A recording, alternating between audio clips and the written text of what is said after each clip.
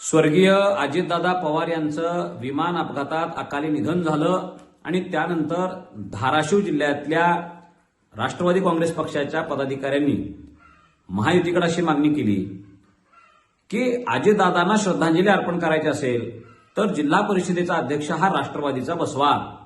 आता ह्या मागणीला अजितदादांचे जवळचे नातेवाईक असलेले राणा जगजितसिंह पाटील प्रतिसाद देतील असं वाटलं होतं।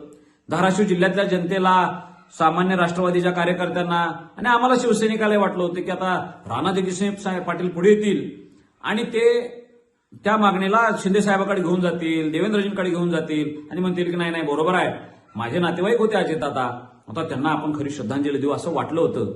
पण राणा जगजितसिंह पाटील हे स्वार्थी निघाले आणि त्यांचा जो काही बुरखा आहे तो टारा फाडण्याचं काम आम्ही काल केलं। शिवसेना पक्षाच्या वतीनं धाराशिव जिल्ह्यातल्या त्या राष्ट्रवादीच्या पदाधिकाऱ्यांना आम्ही विनंती केली की तुम्ही तुमचे 6 जिल्हा परिषद सदस्य घेऊन सन्माननीय एकनाथ शिंदे साहेबांकडे या। त्यावेळेला ह्या भूमिकेनंतर राणा पाटलांचे तिळपापड झालं, तळपायाच्या मस्तकाला गेले आणि त्यांनी म्हणाले की मी एवढा खर्च करायला लागलोय, हे सगळे पळवून आणलेले जिल्हा परिषद सदस्य, यांचा उपयोग काय? मग त्यांनी तसं त्यांच्या कैदेत असलेल्या, नजर कैदेत असलेल्या राष्ट्रवादी काँग्रेस पक्षाच्या जिल्हाध्यक्षांना महेंद्र काका धुरगुडेंना आदेश दिला की महेंद्र तुम्ही सांगा की बघा शिवसेना असं म्हणतेय, तुम्ही सांगा की आपण महायुती म्हणून लढलोय, आम्ही महायुती सोबत आहे। तर दबाव वाढल्यानंतर महेंद्र काका धुरगुडे यांनी काल ती एक भूमिका जाहीर केली की आम्ही महायुती सोबतच आहोत, आता आम्ही कुठल्याही दबावाला बळी पडणार नाही किंवा मोहाला बळी पडणार नाही।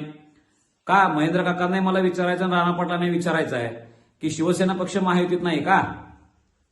तुम्ही महायुतीमध्ये दरार पाडण्याचं काम राणा जगजितसिंह पाटील करायला लागलेले आहेत।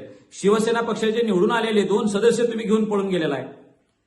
आज तानाजीराव सावंत साहेबांनी सामान्य शिवसैनिकाला जिल्हा परिषदेचा अध्यक्ष बसवायचं अशी भूमिका घेतल्यानंतर तुम्ही जिल्ह्यातले काही नेते पळवून नेला।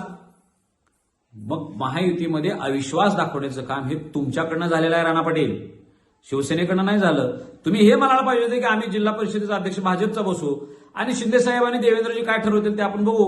शिवसेना पक्षाने तीच भूमिका घेतली, तानाजी सावंतांनी तीच भूमिका घेतली, पण तुम्ही ते न करता शिवसेना पक्षाची बदनामी करत सुटलात। या गोष्टीचा आम्ही जाहीर निषेध करतो आणि तुमचा चेहरा आम्ही उघड पाडण्याचं काम केलेलं आहे। धाराशिव जिल्ह्याच्या जनतेला लक्षात आले की राणा जगजितसिंह पाटील स्वतःच्या पत्नीला अध्यक्ष बनवण्यासाठी कुठल्याही थराला जाऊ शकतात।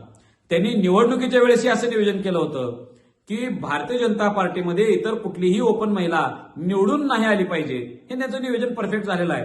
तर राष्ट्रवादीचं काही होईल किंवा शिवसेनेचं कोणीतरी होईल हेच त्यांना खपायला तयार नाही।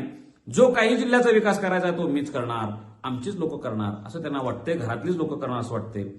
पण भारतीय जनता पार्टी ही घराणेशाहीला न मानणारी पार्टी असा आमचा विश्वास आहे।